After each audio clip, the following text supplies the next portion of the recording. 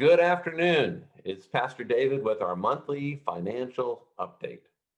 But first, I want to start with a math problem. So here it is. A bat and a ball cost $1.10. The bat costs $1 more than the ball. So how much does the ball cost? Bat and ball, $1.10. Bat is $1 more than the ball. How much is the ball? 50% of students at MIT, Harvard, and Princeton guess 10 cents, which is wrong. $1 more than 5 cents is $1.05 plus 5 cents. So the ball costs 5 cents. Now I share that with you because some of us are better with figures than others, and we can look at figures a whole different bunch of ways to find what we want. But we want to look at the numbers. We want to make them be as transparent as possible. And so we've been doing this every month, and I want to share with you our latest figures through the end of October. So take a look.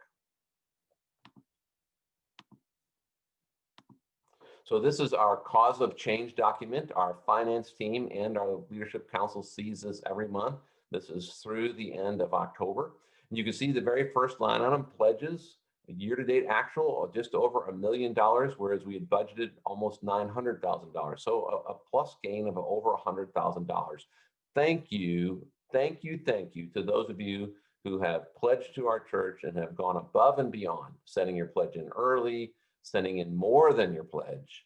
Those that have pledged since we took our campaign last, you have been a blessing and have enabled us to continue to do ministry in our community and the world. I am grateful. You see the second line item is unpledged. That's our loose plate.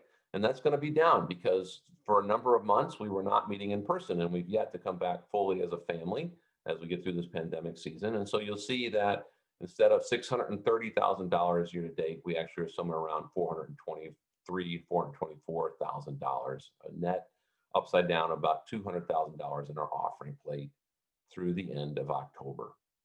Other revenues have to do with our other ministries like preschools, brain fitness, the Dance Studio 150, as well as some different grants that we receive like through the Marcy.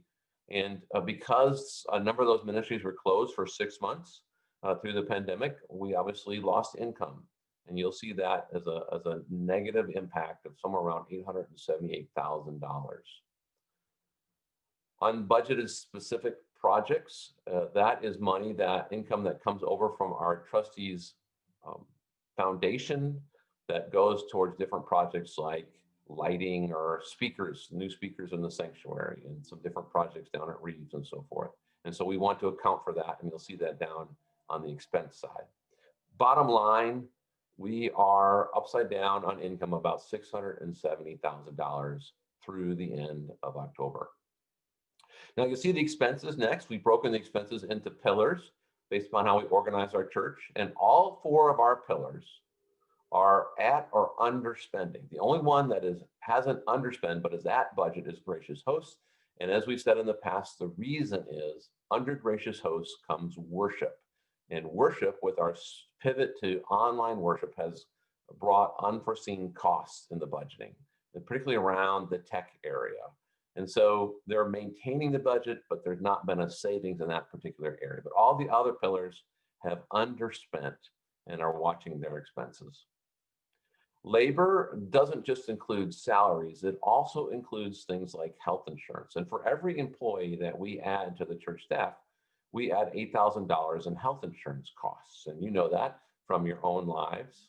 And that's always a conundrum for us because there's a lot of ministries that we want to have happen at the church, but we also want to mind how many staff there are. And so that's the tension. We don't want to have too many staff, but we want so many different ministries, and we have to work on that. And so there are consequences beyond salaries and things like health insurance. So we're a little ahead, about $18,000 in expense that way.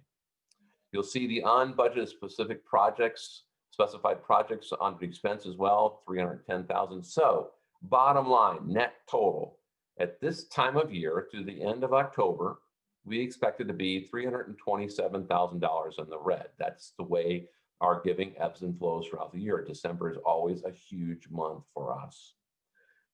We are actually $864,000 in the red, or about a difference of $537,000. Now, If you've been watching me from month to month, you know that we have applied for and received a PPP loan of $425,000.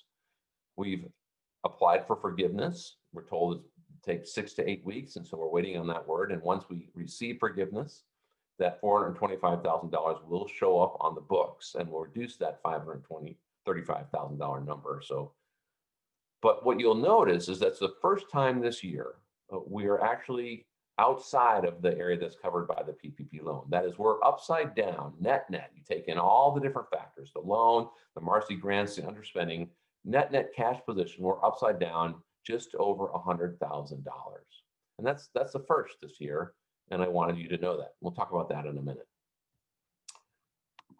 Now, another document that I share with you is one that's being looked at as we're forecasting into the coming year. We're heading into our collection of our pledges for 2021.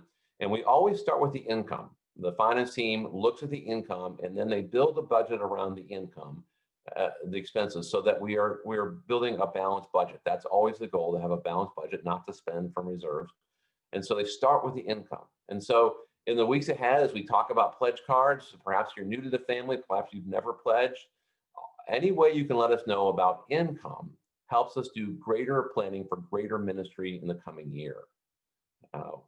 Pledges are something that are fluid. We know things happen. Look at this year, things happen, but it helps us plan. It helps us know what to prioritize as we look for the coming year. And so we're looking closely at this. You'll see on our income statement, 2019, our actual pledges were $1.3 million out of over a $5 million budget. This year to date, we received about $1 million. We thought we'd receive about $900,000, and so we're ahead again, about $114,000 in pledges. And we think we're going to wind up through the end of the year with 1.24 in pledges.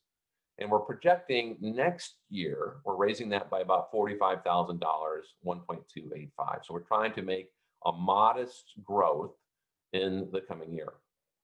Unpledged, just like the line item underneath it. Last year, we received about $870,000 in unpledged giving. Year to date, 424. We talked about why, with those ministries being closed and not being in person in worship. We forecast we're going to receive about $550,000 this year. And originally, the thought was maybe raising that expectation to $700,000 next year when we get back to more in person. But Finance Committee met this past weekend. They said, no, that really needs to be closer to $600,000. So it's a very attainable goal if we indeed come back to church more fully in mid-year line. And what I really want you to see out of this is that there is some real intentionality and some real mindfulness of being good stewards, that our finance team and our CEO, Matt Kuzma, are working to make goals attainable and to be realistic about what our income will be, and therefore what we can spend and plan to spend for the coming year. And so 2 messages this morning. First, there are great things happening at our church. Beyond the fact that we are having both virtual worship and in-person worship now, that was a pivot that took a lot of work, and we're doing that.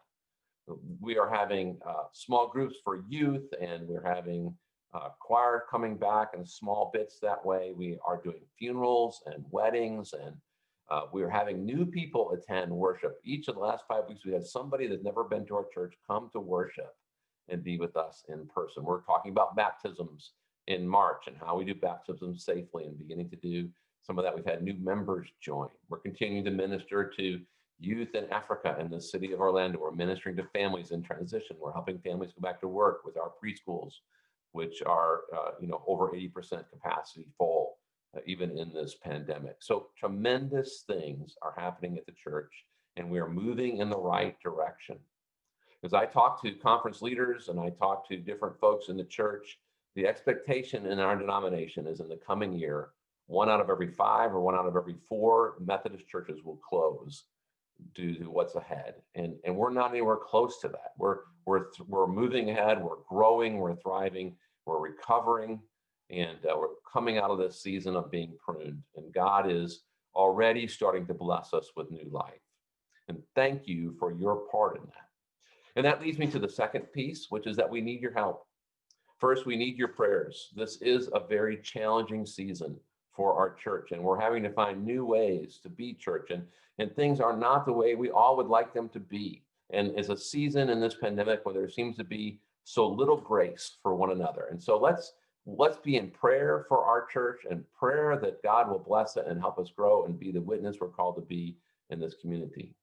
Second, we need your help in letting us know about giving next year. This will help us plan and prioritize and do as much as we can. And so if you will participate in the Count Your Blessings campaign and the information you will receive, it'll be greatly appreciated.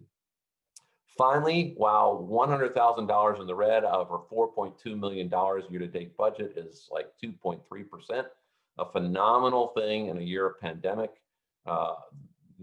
Just amazing, only 2.3 net cash position through this pandemic. We still are $100,000 in the red.